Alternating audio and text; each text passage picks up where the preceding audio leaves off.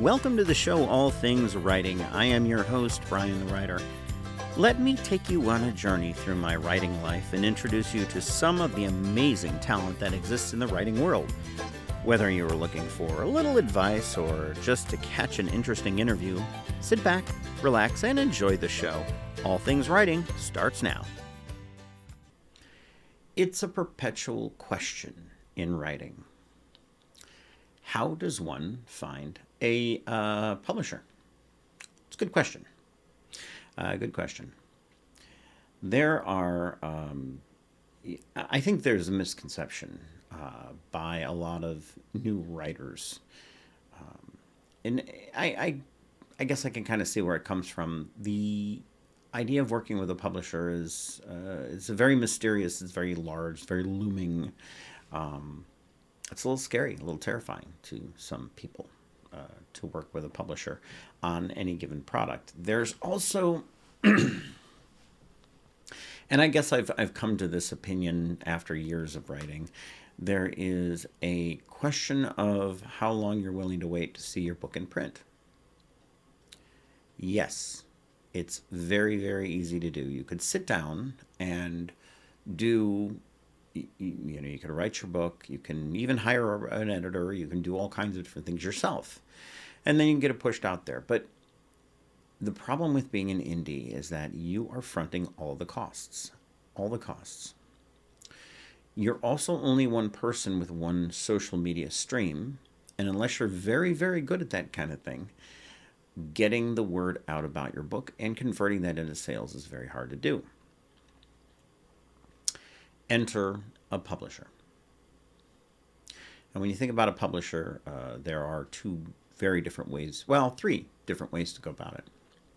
The first is the traditional way. You hire an agent. Your agent will take your manuscript and when I say hire, it's not really hire.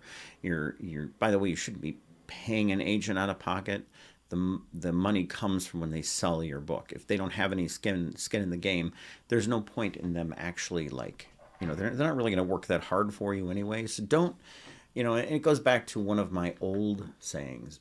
You're not paying an agent, you're not paying a publisher. You shouldn't be anyway. So back to what I was saying.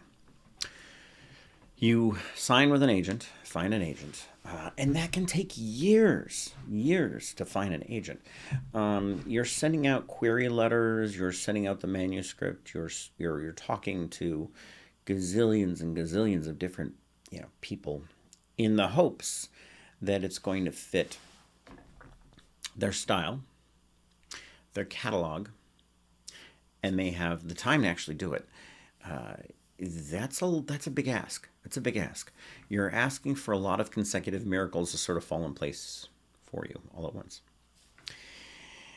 It's a long haul to try and do it that way. Years and years and years. Well, a year and a half. And that's provided you've done all the good work to get your book to where it needs to go. So also that's part of the reason, by the way, that I will say if you're going to do that road, you're going to go down that road, you really should consider having your own professional editor anyway, going through your manuscript and giving it the appropriate amount of help along the way to make sure it's as right as it could be. Make sure your writing is as tight as it could be. When you are at the point where your writing is as wiretight as it's going to be, then you can start sending it around to those agents and finding somebody who would take it on. An agent should get paid when you get paid. A good agent will be worth the money because they're going to take your story, but they have to be your champion, though. That's the thing. If they are not willing to be your champion, then there's no point. You are basically having them believe in your work to the point that they are going to run it around and see people, talk to people, get involved in the process. They're going to be there for you. Now, the other way to uh, to publish a book is to do it yourself. Independent publishing. I've independently published for years. It works well enough for me. I've enjoyed that process. I have worked with some small publishers over the years. Things like, but whenever you're doing that, you're actually fronting the cover art, the editing, the formatting. If you hire a professional formatter, I used a formatter for a while, and you can find some actually cheap formatters out there that do a very good job. They work on volume and they do a nice enough job. But you have that problem that you're back to that problem I mentioned earlier. You only have so many avenues of approach to get to book to sales. One of your encumbrances in all of that is going to be your reach into things like Facebook and Instagram and those things, because I only know so many people on Facebook. Even if you have a rabid fan base, and that's what you have to have. I don't know that my fan base is as rabid as they should be. If you had a rabid fan base that will share every single post that you put out there and get that word spread out as far and wide as you can. And you know what? I think I think to make that work, you really have to be you really have to add that thing in your post that says, "Hey, share this with as many people as you can." Right? If you don't do that, you're not getting as wide a spread as you could be. I should get better at that. I should be better at social media after this many years, but honestly, I'm not as good as it is I need to be. Maybe I'll get better at it now. I don't know. So you've got the cost of editing, the cost of the cover art. If you don't, so like I've done my own cover art in the past. I may stop doing that. I don't know. We'll see. And you have things like the cost of printing the books. Of course, you're gonna pay for that anyway, especially if you carry hard copy books like I do. So there's a lot of different variables that go into it. If you're gonna hire a voice actor, you've heard me talk about Scott Ellis. Scott Ellis reads before. They do a wonderful job reading the books, but that kind of thing gets costly. So especially when you're talking like one book, and it's going to be a couple $1,000 or the $1,500 or whatever to do the reading. It's cost prohibitive. Now,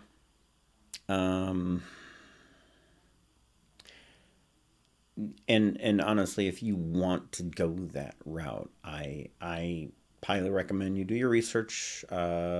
Check out different editors too. Not editors are always the same. I've said it before.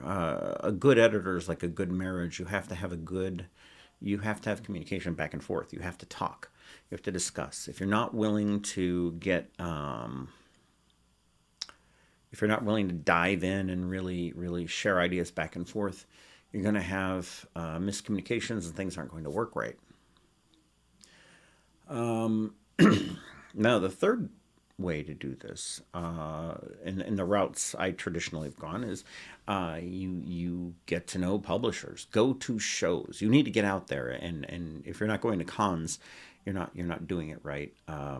You need to go to cons, talk to publishing houses that are out there.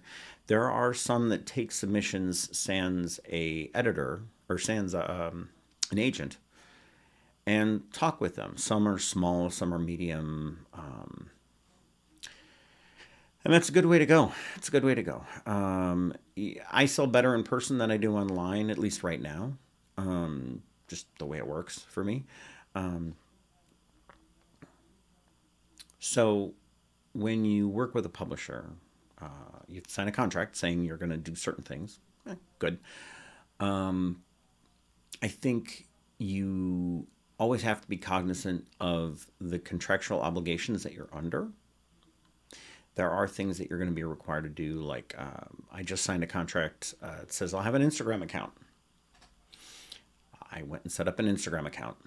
I left Instagram a while back because I got so much spam. I mean, the spam I was getting was like overwhelming. Got gazillions of different emails from different people. It was ridiculous. And I said, I'm just tired of all of this garbage that I'm getting. So I decided to ditch that as an outfit, or as an outlet. So, if you're going to approach publishers and agents, my advice is always the same. You need to be professional. You need to remember that they have skin in the game too. If you aren't willing to make sacrifices and changes for your greater organization, which is what you're signing up into, you're not gonna be successful, because they want you to be successful. They make money if you're successful. So that's something to keep in mind. Well, anyway, so that's it for all things writing for today anyway. I'm going to be making more content soon on different things. Right now, really all I'm doing in my copious spare time is I'm writing. Which is why I mentioned I signed the contract earlier. It frees me up to just write and not do other things. Sure, I got to do social media stuff, but it takes that burden off my shoulders of having to do things like find the editor and do the cover art and all that other stuff. It doesn't abdicate my role as kind of the ultimate overseer of the life of the story, but it does take quite a heavy load. You instead of having, I quite like it. The publisher put it this way: this is my team now. I'm not going it alone anymore. Going it alone is hard, but there's value in going alone as well. Very quickly, I think when you're an indie, you get to learn intimately all the different pieces and parts of the puzzle a little bit better than I think if you've got, if you just woke up one morning and you had a publishing company at your disposal. I think you miss a lot.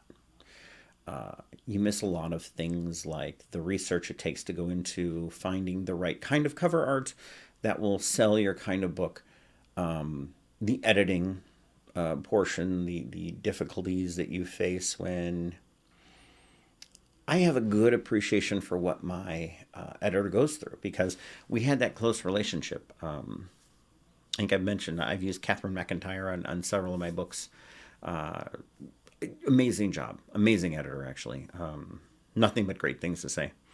But anyway, I think you learn a lot as an indie that is applicable to when you do eventually come up, you do eventually sign with a publisher who carries your work.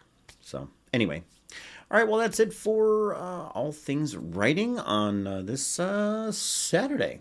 It's Sunday. It's Sunday today. I have no idea. It's January. I just woke up from January, or from the holiday break. I have no idea where I am, where my pants are. No, I'm kidding. I'm wearing pants.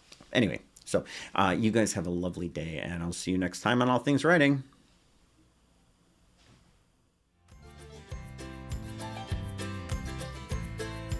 This has been another amazing episode of All Things Writing. If you heard something that got your wheels spinning, check out the links in the show notes. Also, please follow the show and remember to leave those reviews. Those simple acts of kindness mean the world to us. Hop on over to briannowak.com, and that is Brian with a Y, and check out my latest novels. I'm on Amazon or wherever you buy your ebooks.